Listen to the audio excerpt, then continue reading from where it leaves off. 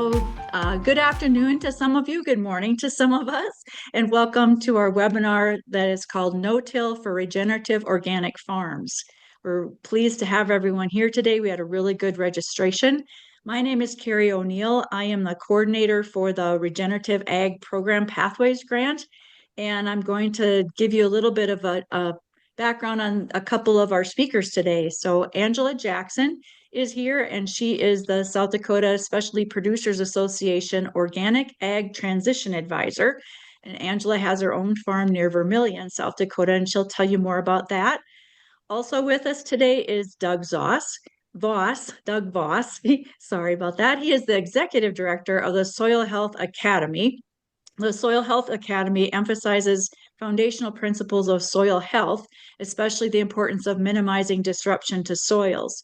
They advocate for a no-till approach as it's the most effective strategy for promoting soil health and biological function. And Doug will tell you a little more about himself and his farm as we go along today. But I do want to read to you our disclaimer statement.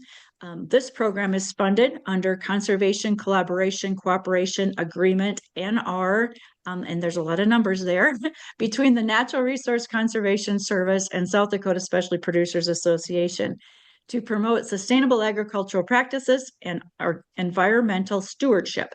Its contents are solely the responsibility of the authors and do not necessarily represent the official views of the USDA or NRCS. So again, help me welcome Dr. Angela Jackson and Doug Voss, and we'll get going with some no-till advice and tips. Thank you, Carrie. I'm going to share my screen real quick here. Welcome to everyone who has joined. I want to just share a little bit about the program that Carrie was mentioning. Some of you may not be familiar with it. It's a fairly new program with the South Dakota Specialty Producers Association. It's called the Organic Regenerative Agriculture Pathway Program. It is there to, or exists to, help producers understand how to incorporate regenerative practices into organic farming with a goal to bring greater resiliency into land management and soil health, and to foster greater ecological impact and economic value to the whole farming system. So we have a lot of producers in South Dakota who are thinking about or looking at transitioning to organic agriculture. And we're here to promote the idea of when you're going that direction, think about doing it, incorporating the regenerative practices. And for those who are working with your local NRCS office, you may have signed up through one of their EQIP conservation programs to implement Practice 329. So this goes in alignment with that. I'm one of those organic farmers who's going to be implementing this practice this year, which is residue and tillage management, or no-till. Their definition is minimizing soil disturbance by limiting tillage to only planting, and manage the amount, orientation, and distribution of all residues to provide cover on the soil surface and throughout the year. And Doug will be speaking more to that. And we'll have more opportunities throughout the year to understand how to better meet Practice 329 if you've adopted that on your organic farm or your transitioning farm. And those who are interested in getting certified, I just pulled this off the Regenerative Organic Certified standards. Those who are moving that direction, they require that you create a tillage action plan. You'll be hearing more about that. I'm currently certified to this program. There are other regenerative programs out there that you can get certified to. I just happen to use their definition, and really their goal is to reduce soil disturbance as much as possible. And to achieve this goal, all tillage events shall be documented with an action plan to reduce intensity of tillage over time.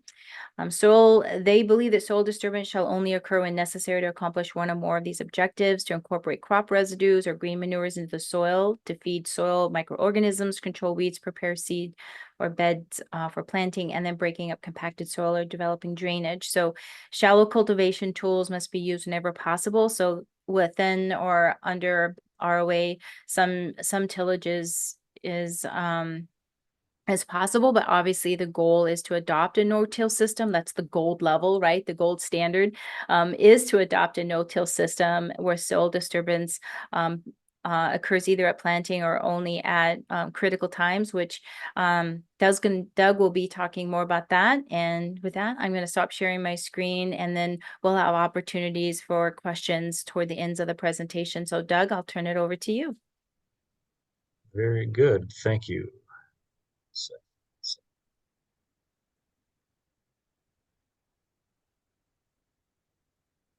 All right. You're seeing my screen okay? Yes. Well, very good. Well, thank you for the introduction. My name is Doug Voss. I reside in central Minnesota. You're seeing a picture of our family farm here. I'm going to use a little bit of my personal experience and background to just share an example and why we do what we do now in light of soil health. The farm here, traditionally a dairy farm since 1938 in the family. I'll give you a few images to follow here just to show you the kind of the transition that we've gotten to, and again, the reason why. Traditionally at dairy, we transitioned in 99 to certify organic. At that point, we advance here, and I'm not advancing, so give me 1 second, please.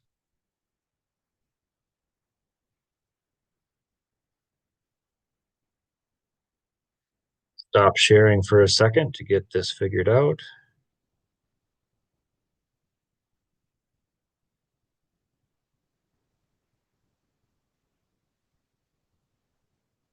There was just a comment when we were waiting for the webinar to start that the technology is great until it doesn't work right, and then the timing in which it doesn't work right sometimes is less than ideal.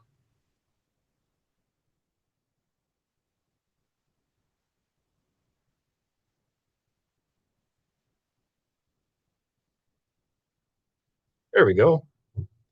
All right, just another look at the farm. So we went through a stage where we were doing lots of different things with our journey of soil health, and that's really what drove our changes that we've made in our management on the farm. We've done vegetable production in the past. We've done up to 10 acres at a point. We had an on-farm store that we produced for. Just to look at this in the past. We also incorporated organic grain and hay production on the farm. And the only reason I really share this with you is because I'm coming to you today as a practitioner first and an educator second. So we did a lot of things for what we thought were the right reasons at the right time. And where we've arrived at today, I think, is quite significant. And as we go through today, I think you'll understand more why. Just another look at an organic oats field here in our operation. Very happy with what we have done in the past, the experience we've done, the different crops we've produced. But we've actually given a lot of this up with the sole purpose of developing a resilience in our system and promoting soil health. And this has been a journey as much as anything else as we've gone along. Another look at some of the specialty crops that we've grown. Open pollinated corn has quite a history.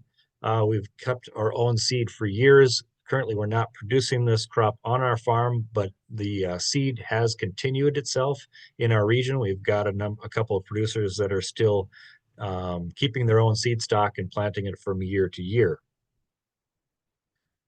I'd like to share this idea. If you haven't heard this before, it's been a significant part in my perspective on how we've made management changes on our farm. But if you want to make small changes, change the way you do things. If you want to make major changes, change the way you see things. I'm going to offer a couple examples, especially from an organic perspective today as we go. Please kind of tuck that idea or concept away as we progress through the day. For a long time, we've looked at the physical and chemical aspects of soil, and we're learning more every year as far as a big part that we hadn't considered maybe 50 or 100 years ago, and that portion is the biological portion. Biology really drives the whole system, and I want you to keep in mind that every management decision we make on the farm is going to impact this biology. And so we have to evaluate every management tool and choice that we make in relation to how that effect is going to be realized. In fact, 90% of our soil function is directly related to soil microbial activity. And so the topic today is certainly tillage. And what effect is that tillage going to be with its timing and its severity on our system is a question we should be asking ourselves each time we're considering using tillage in our system. We also have to understand and identify soil function from this perspective. And that soil function is our ability of our soils to capture and store water and cycle nutrients. And I did not put a video in here today, but if you have never seen a rainfall simulator example, and there's lots of YouTube videos online, NRCS has a number of them, please take a minute and find a good one and watch it. It's really remarkable the effects of the different examples that those rainfall simulator demonstrations will show. One of those really worth taking the time to watch. So capture and store water is a big part of that, but also cycle nutrients. We mentioned already today that we're going to incorporate green manure crops. And the biology really should be in place, or we should be looking to build the biology to cycle those nutrients naturally without tillage whenever possible. I want to share this. This is an image where a lot of us are used to seeing crusted soils on the surface, not a lot of residue on top to protect that. And a lot of us have learned to think that this is normal, but this is really a dysfunctional soil system with the cracking and the lack of residue. You're going to have a lack of carbon cycling in a situation like this because we're just not tending to the resource. We're not looking at it from a hospitality department, right? We need to look at our management on the farm as being good, having good hospitality. We need a good environment for our soil microbes, and we need to have good food for those microbes to be there with. And so we want to avoid creating scenarios that look like this. We can't infiltrate water in a crusted environment like this. We can't capture and store it for future uses effectively, and we don't have air. So we need to be promoting aerobic systems with our management and not anaerobic, because of course, if it's anaerobic, we're not supporting the biology that we want to be working on our behalf. You've probably heard about the soil health principles many times before. I don't think we can recover them enough and get old or get stale.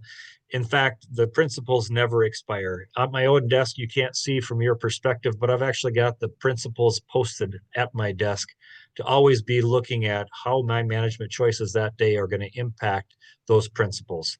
And so it's something I would encourage you to post in your own operations if you haven't, to be mindful of how you're managing your operations. Of course, we'll just go through them real quickly. Context, least disturbance. We'll be talking about this in greater depth today in relation to tillage. Armor, we want to keep the soil armored as much as possible. Diversity of species of plants, which is going to then bring a diversity of plant microbes. Living root, we want a living root as much as possible throughout the season. And we're going to look at briefly today on animal integration. I want to add that this is not a multiple choice. This is not a select the box situation. We're going to be shortchanging our ability to advance and enrich our resource if we don't address all of these things collectively. And so please don't think that one has more or less importance. We need to look at them as a whole in order to do the best job possible to provide the best growing experience for our crops.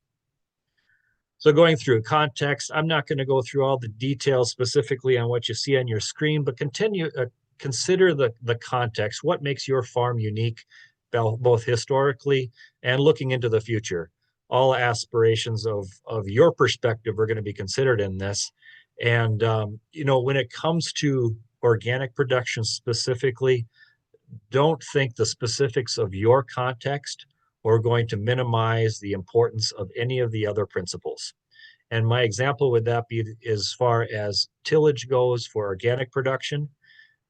If we think that tillage is going to have less of an impact because we're organic, and so therefore it's kind of a warrant to do it more or to justify it, tillage is still going to have a similar effect on an organic system as it is going to be on a conventional system. So it doesn't necessarily minimize the effect that it's going to have just because we're organic. And I say that from an organic perspective. Our farm, I showed the image there, that is a certified farm since 1999. Least disturbance. Again, we're talking about tillage today. Does that have an impact on our system? Absolutely it does. So we're looking to minimize. We want to minimize the disturbance as much as possible. And if we're talking about tillage and no-till, I would pose the idea that we do need to earn the right to be no-till. We're looking to minimize it as much as possible. An example would be, in our corn production. We went from fall plowing to spring plowing right before planting, just as the slide offered before is looking at how to reduce that. And if you do need to use it as a strategic plan to be strategic when you do it and how you do it to reduce the times that you do. Just going to offer this, the disturbance does not just end at tillage, it's also at carbon extraction, like in the hay baling here.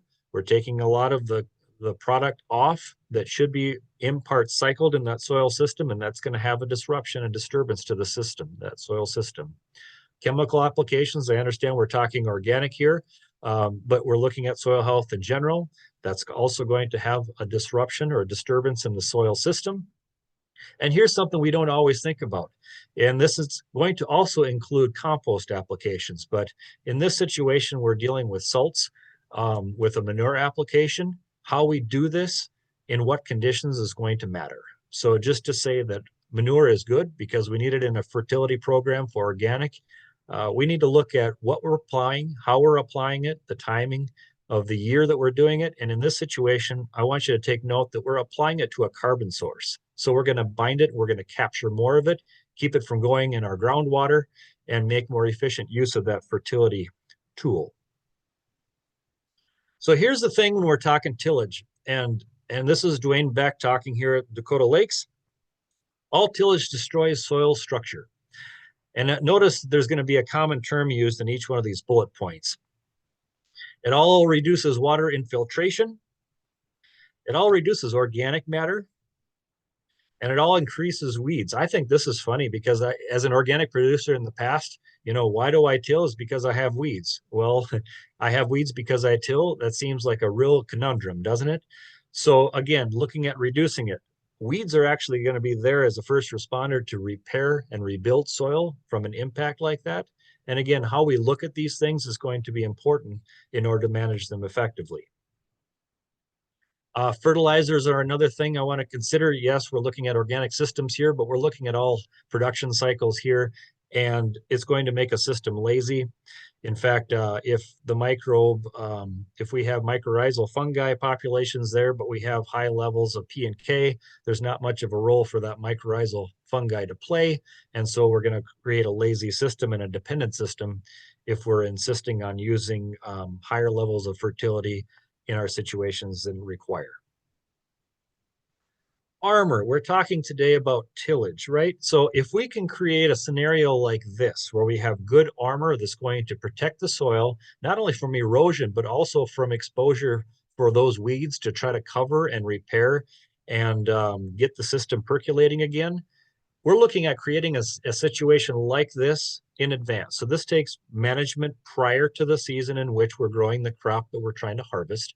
We're going to need a plan ahead to get a thatch layer like this in order to create opportunity for us to no-till organic. Will we do this every time? Probably not. Should we be striving to create opportunities like this to be able to no-till organic? I think absolutely.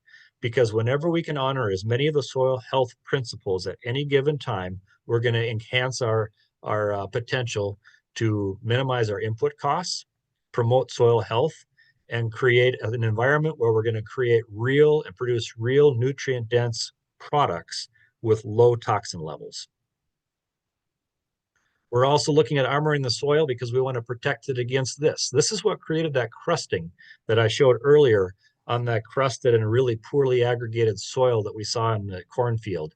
We need to protect it with a good layer of crop residue or a good canopy of living crop in order to protect it and promote good soil health. Again, hospitality, what kind of conditions do we have in that soil for those microbes to thrive? Soil's temperatures matter. We're looking at an example here. We got a cover crop planted. The air temperature in this nice sunny day, partly cloudy day, is 89 degrees Fahrenheit. I'm going to go through the numbers fairly quickly and offer some reason why the numbers are significant in a minute. But different places that we had taken the soil temperature measurements this day are as follows. Where we're standing in the picture, we've got 80 degrees, so slightly cooler than the ambient air temperature. We've got 75 degrees in the bush over here along the road, a little bit more foliage, right? A little bit more shading. So there's a place in this field that there's less of a take, that the cover crop wasn't covering the ground as much. And it looks like this in the image. And the temperature here is 118 degrees Fahrenheit. You'll find out the significance of that in a second. We've got the same temperature on this golf course type mowing along the edge of the road. And even the road itself is a nice 117 degrees Fahrenheit. So now looking at all this, we're looking at kind of the trend of the temperature in relation to coverage and canopy. This is another example. We've got 20 degrees difference here between the foliage and the bare ground. And again, notice the crusted ground in your image on your left-hand part of your screen. Here's where it really gets down to it. At 70 degrees, that same temperature that you and I probably appreciate in our houses, we have 100% of the moisture used for plant growth and soil microbes. Really good scenario to have. When we're getting up to there to that 100 degrees, and we had a number of those examples offered at greater than 100 degrees, 85% is lost to evaporation and transpiration. So we're going from 100-degree moisture usable to 85% lost. That is huge. And we need to consider that when we're creating the environments that we are with our management in our fields. It doesn't get any better from here. We're going to have 100% lost at 130 degrees Fahrenheit. And when you get to 140 plus, which we have found many, many times in fields when we're out evaluating, that's pasteurization level temperatures. And we're looking to preserve soil microbes, not cook them. And so the importance of keeping that covered is noted in these temperatures and their effect. Diversity, real quick. Always look at promoting diversity, not only diversity in a crop rotation, but diversity at any one given time. There's an exponential improvement when we can take advantage of opportunities of growing more than one crop in the soil at any given time. They work together to help and promote growth of each other. The power of diversity in this situation, not much moisture here, very little moisture, but yet the diversity and the resilience produced by the management in the situation still produced a crop like this for grazing. Yes, this is in North Dakota at Brown's Ranch. And yes, you can see that there's some effect. There's some curling on those leaves, but yet, despite the conditions and poor moisture that came, we had a significant crop to realize. I want to look at agronomic crop types when you're looking at diversity. This is not an all-inclusive list. This is just examples. But notice that we want to address both warm season and cool season species whenever possible. And so this is going to affect the different crops that you may want to include in your crop rotation, as well as how many different things you can throw together within your rotation, either for a forage crop or potentially a grazing opportunity.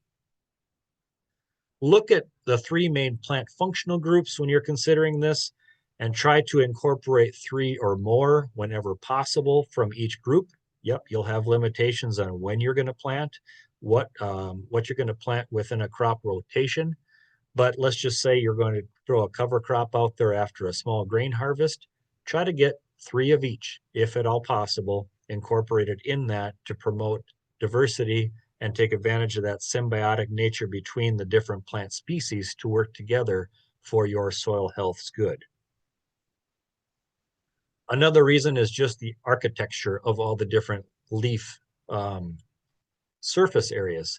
They'll be more efficient together than if you just have one architecture of one kind of plant. And that goes below the soil surface as well. You'll see that you've got some deeper rooting ones. There's just a difference between all the different plants. And there's a reason why there's a diversity in a native rangeland. They all work together, and they can work together to make plant available nutrients from geology as compared to just trying to manage for one crop. I left this slide in here because I wanted to look at it from a soil micro perspective just as well as anything else. So diversity is going to promote good soil biology diversity, as well as it will support above ground animal health. And in this situation, the example from Mr. Provenza, as far as cattle will select from a variety of different plant species if they're given an opportunity to. Just another example. So again, I mentioned after maybe a small grain harvest, we could have a legume and a cereal together. polycultures even within a recently harvested crop, either planted prior to or after harvest. And there's so many different benefits to something like this. But again, look at that list of soil health principles and look at how many we're honoring in a situation like this. And that will just happen. It will just naturally promote soil biology and the benefits that that can offer. And Doug, you know can I what? interrupt you with a question? Yeah, please go ahead. Okay, in the chat, there's a question that says, what type of equipment would you recommend for initial breaking of ground for an area you're going to begin production on? Yep. So whenever I look at what one thing or what one tool, I need to ask so many different questions, right? So what is the context in the environment here? Is it a sod situation? What's happened on this field before?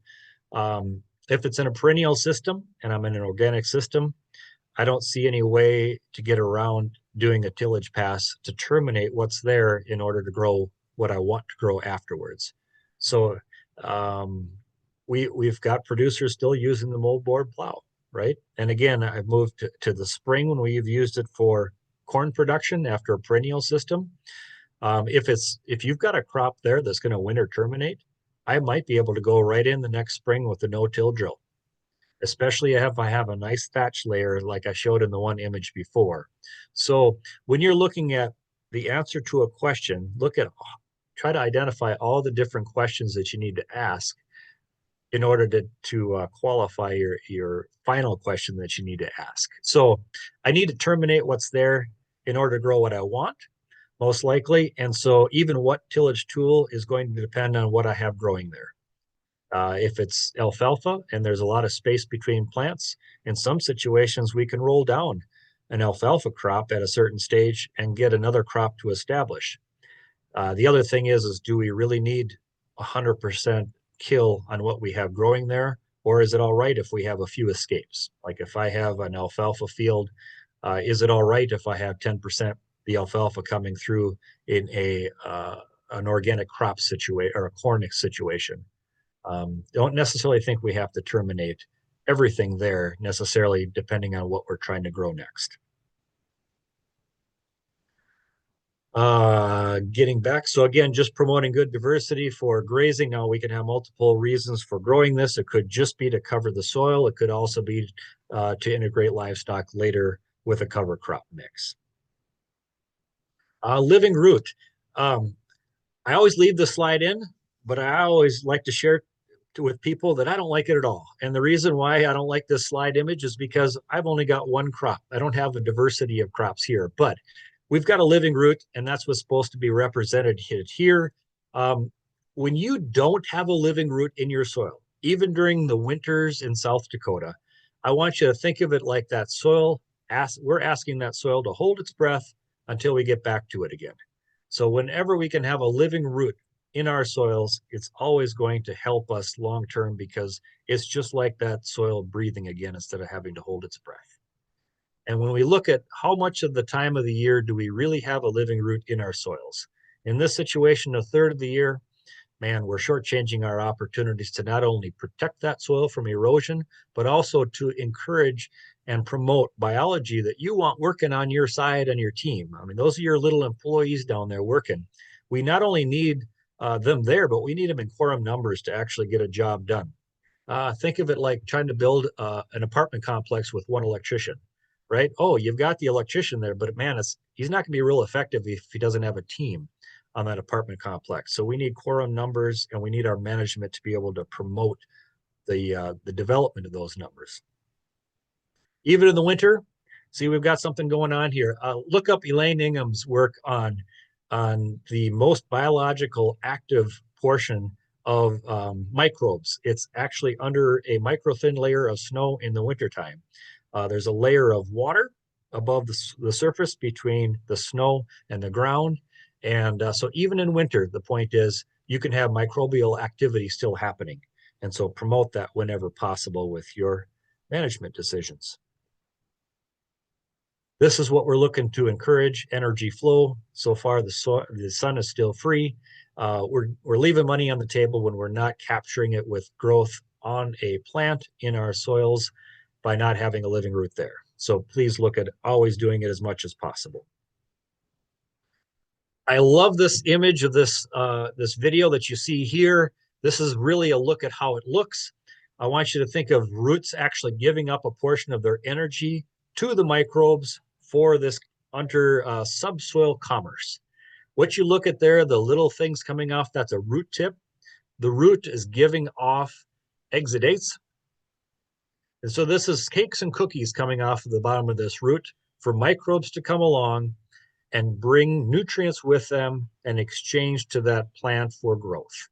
And so in some situations, warm season plants can give a very large percentage of the energy that they capture through photosynthesis and giving it to those microbes in trade for nutrients such as phosphorus, calcium, anything they need. This is a look at that commerce.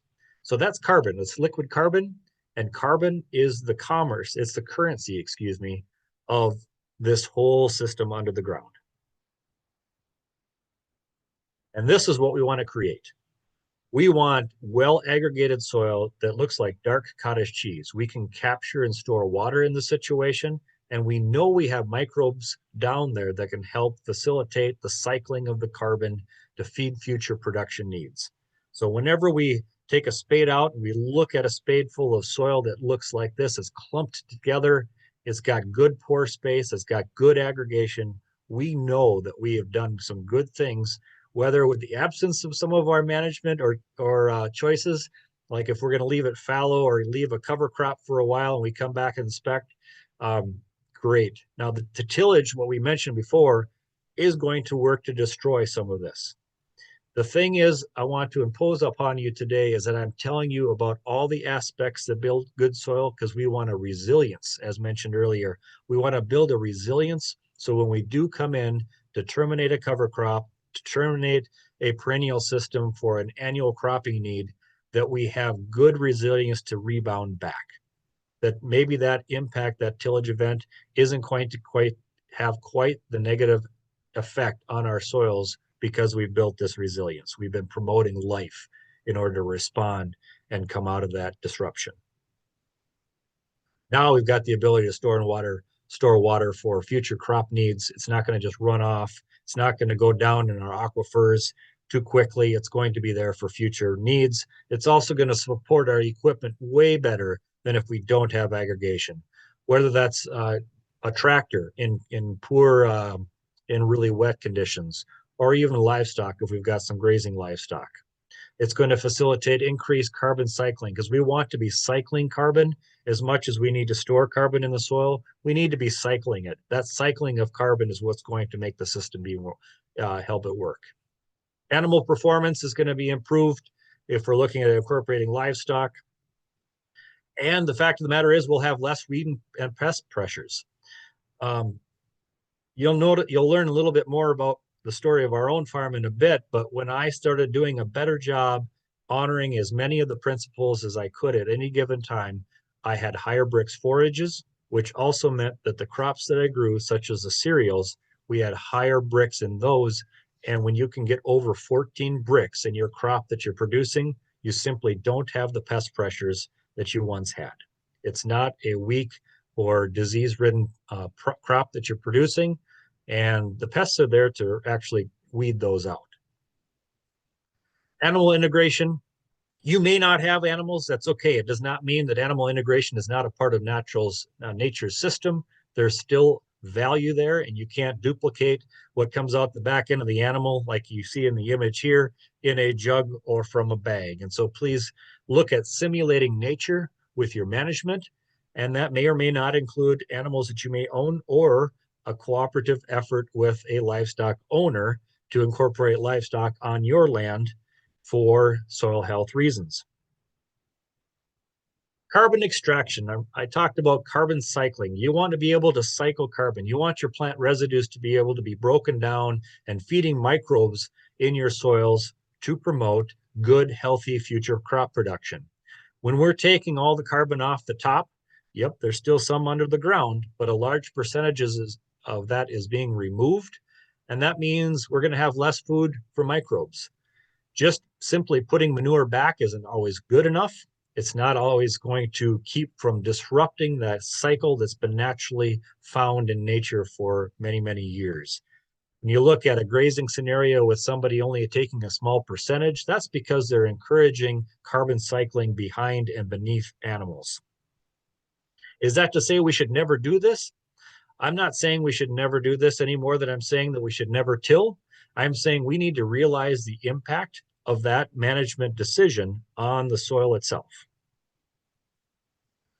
And here are some examples of the effects of trying to honor as many of the principles at any given time on your farm.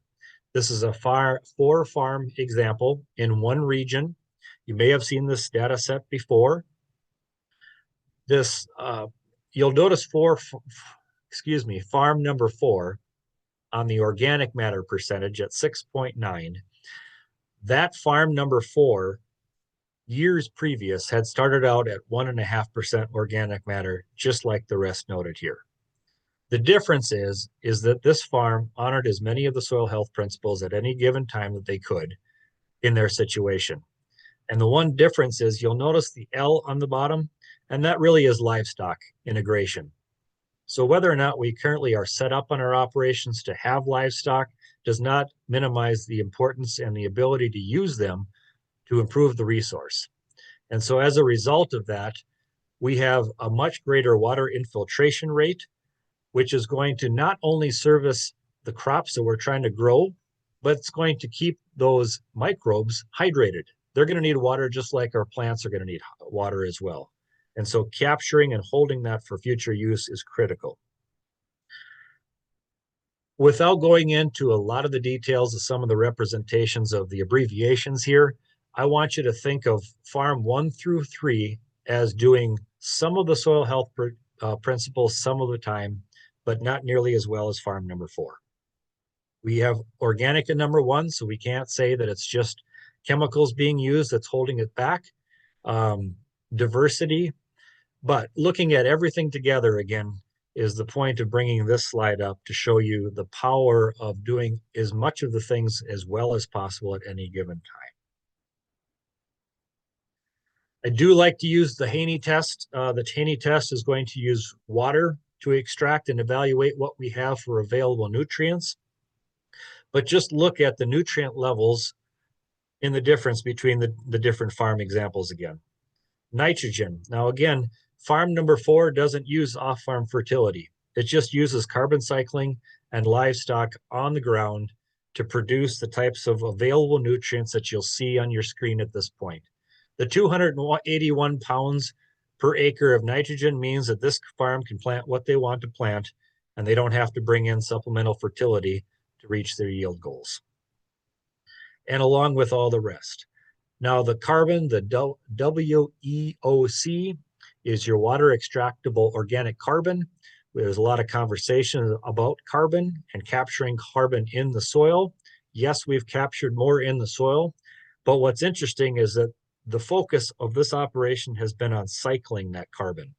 So capturing it through photosynthesis, getting good amounts of biomass, and having quorum numbers of microbes to cycle that. When you get to the levels that you see on the bottom here, it takes a lot of biomass to feed all those little critters down there. So what might look to others as waste, I would pose the idea that waste is only a human concept. In nature, waste of maybe plant residues, things like that, that's food. That's food for very specific microbes that you want to promote in your operation. Specifically fungal, saprophytic are going to break those plant residues down. And when they do that, they're going to facilitate an environment that's going to be conducive to produce really high quality organic produce in the future.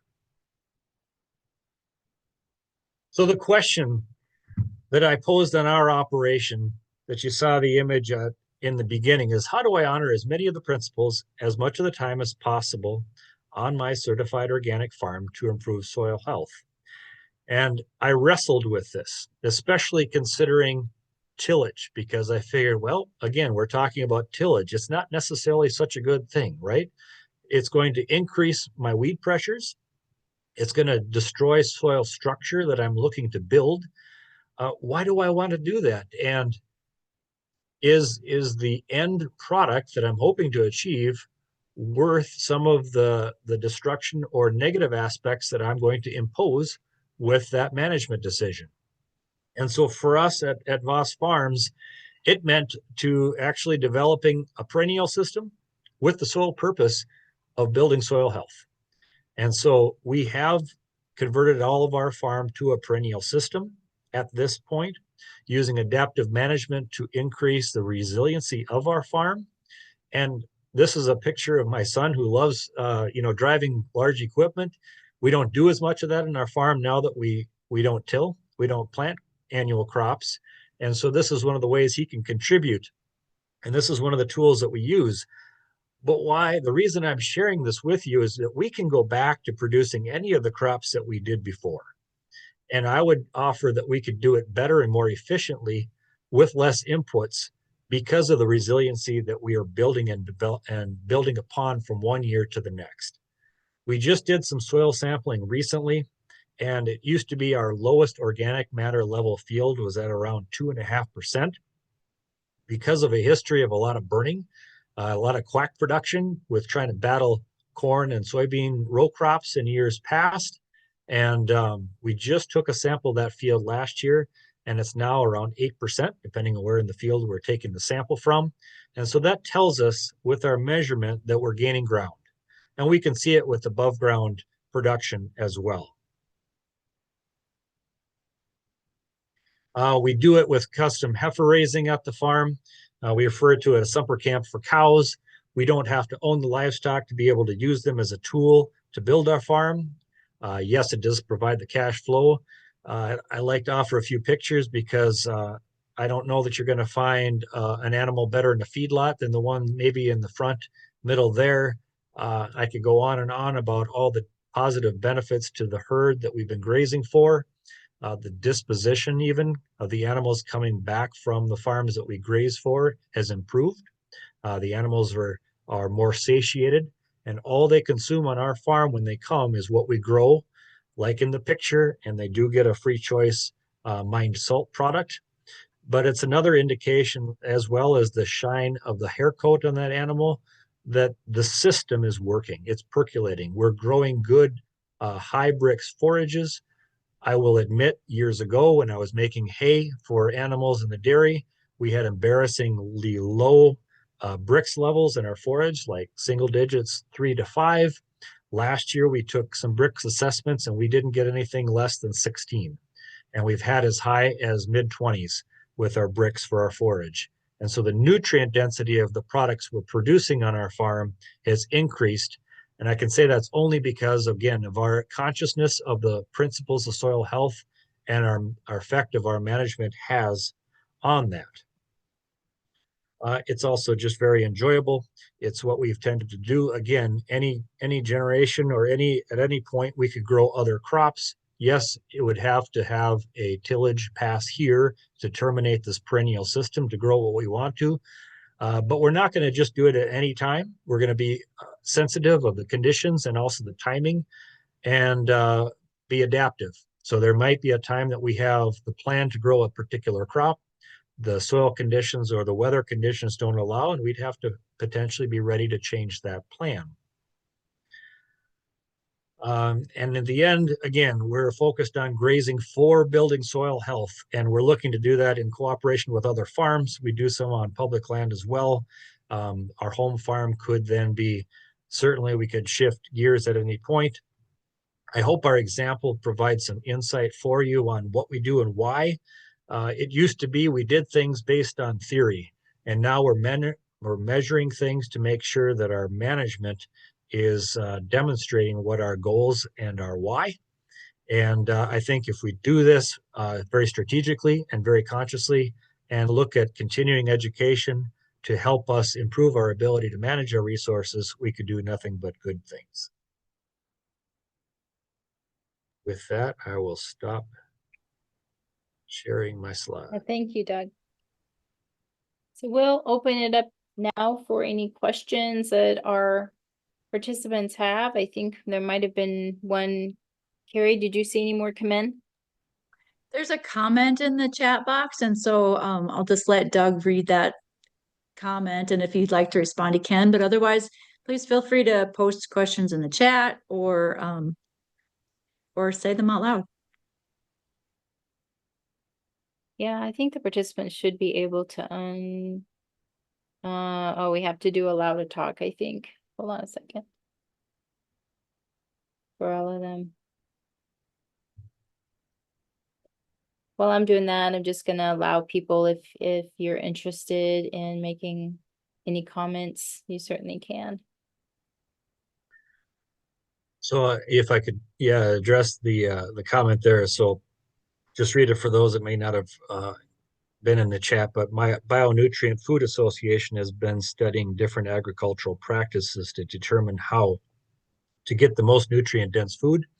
We found food grown with microbes creates highest mineral nutrient density, ultimately supporting what SHI is promoting, practicing. Absolutely, we need to promote microbes, and those microbes are naturally occurring. I don't want you to think that there's necessarily a deficiency of a microbe. We have to affect the environment for those microbes to be able to do what they need to do to make that nutrient dense food. And again, it's a compilation of the management that we impose on the landscape. So what we're finding is, we didn't have protozoa numbers, for example, in our PLFA tests 12 years ago. We probably wouldn't have had, maybe half the fields on our farm would have had detectable levels of protozoa. That's a predator-prey relationship between microbes. If you have protozoa in your soils, you're going to have another form, a source of nitrogen that you didn't have before. It's a microbe. We want to encourage it. So looking at the diversity of microbes, looking at quorum numbers that you have there, yes, that's the microbes, the life below the soil surface is what's going to make that nutrient dense produce on the top that's going to promote our health as well. Another question here, would there be a compound effect if you use a diversity of animals on the land, cattle, sheep, ducks, etc.? Absolutely. Good question. So absolutely, we want the diversity of animals above. What I think is interesting is that when you promote soil health, sometimes they come naturally as well. So we've had crops, cuttings or grazings on part of our fields that we've had to skip over a paddock because we would have huge numbers of Canadian geese come in, for example, to mow it off. And I thought, wow, that's costing me forage maybe for my grazing animals. To find that when I came back, that offered an element and diversity that really benefited that field. And I could see an exponential growth with that. So whether we're doing it intentionally with the diversity of livestock that we might be grazing, a flirt is often referred to as sheep and cattle together. Yes, whenever we can, look for opportunity to diversify our above ground livestock to promote soil health. Absolutely. Just reading some more in the chat.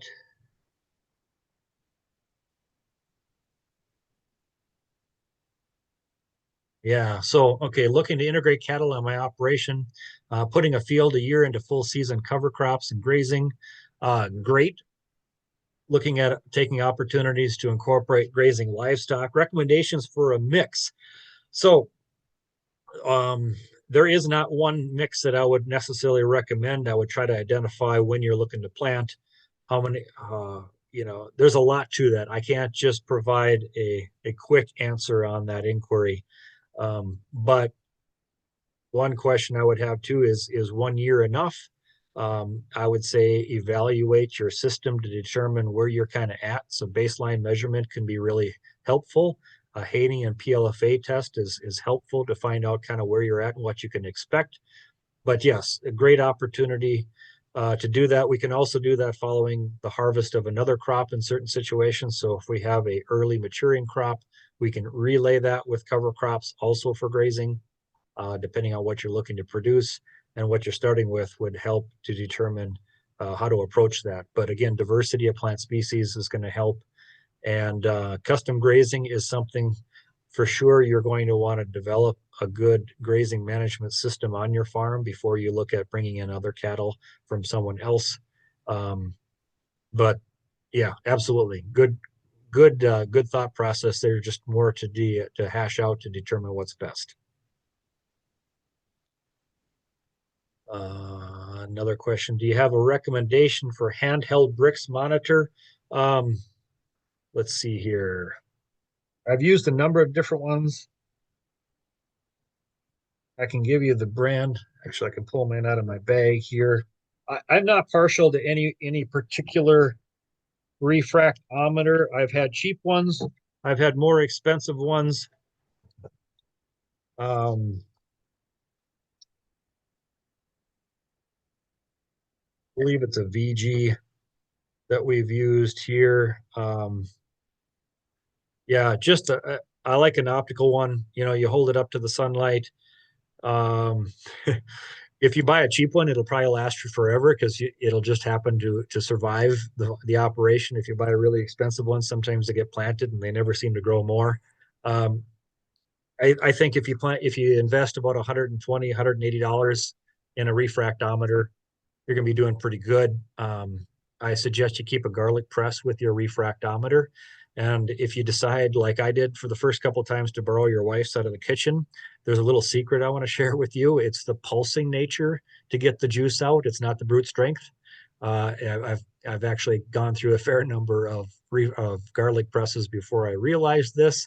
And so, yes, roll a sample of your foliage in your hand to break the cell walls first before you try extracting the juice from it, and you'll be more successful.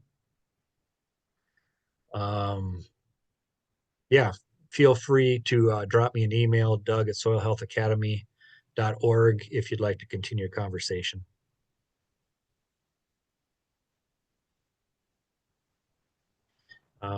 Feel free to check out the Soil Health Academy website for Academy offerings for this next season.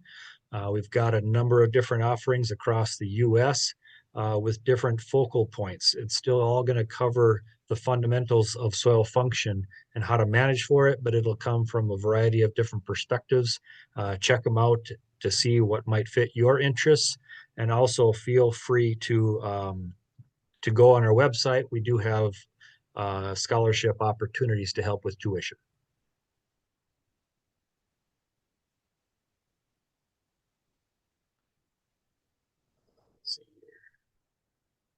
Looks What like we kind? have one question pop in about Yeah. crop So, rotations. what kind of crop rotations do you see with integrating cattle and row crops? Is there a benefit to doing several years of perennial pastures as part of your row crop operation? Absolutely. The last part, I'll start with that. Benefit to doing several years of perennial pasture. Yes, there is. Again, how is just as important as the what. And so a perennial pasture grazed down to a golf course every year, it's not going to help you advance things very well, very fast. But if you're going to feed lots of microbes with lots of crop residue behind those animals and start with approaching, just think about only harvesting or utilizing 50% of what you grow of your biomass to put through your animals and incorporate the rest under will help you advance much faster in this area. What kind of crop rotations do you see with integrating cattle and row crops? Really, there's not a limitation. Um, all crop rotations, I feel, should have animal integration at some point within that system. Can you get away from nitrogen inputs, chicken manure with that system? Um, yes, you can. Um, we haven't brought in any fertility on our farm since 1999. And in the last 4 years, particularly, we've advanced forage production exponentially on our operation. And it's not because of bringing something in; it's just management.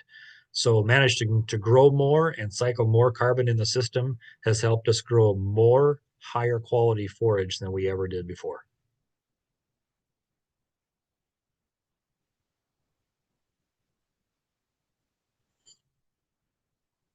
I guess I'd Yeah. also add out, if you just even have a great soil health story to share, man, drop me an email. I love to hear those. I think collectively and with the networking and conversations that you find with different groups like the one we're engaged with today here in South Dakota, we can really help each other advance faster than we thought we could before.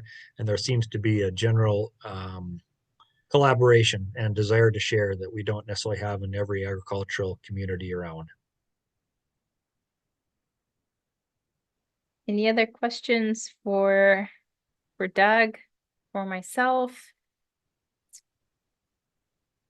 It's great to see some regenerative or organic certified folks like myself on the call today. So that's exciting to see as well. So Doug, we thank you so much for being a part of this conversation today, as we're going to continue to explore this series on land management and soil health throughout the year. This is the one of many webinars that's going to be coming out. We'll be having more on crop rotations and just in general, just how to better manage your land regeneratively and building soil health. So with that, I will conclude today's webinar, and I appreciate everyone who joined us today, and we'll see you again on the next webinar in this series. Thank you. Thanks. Have a great day, everyone.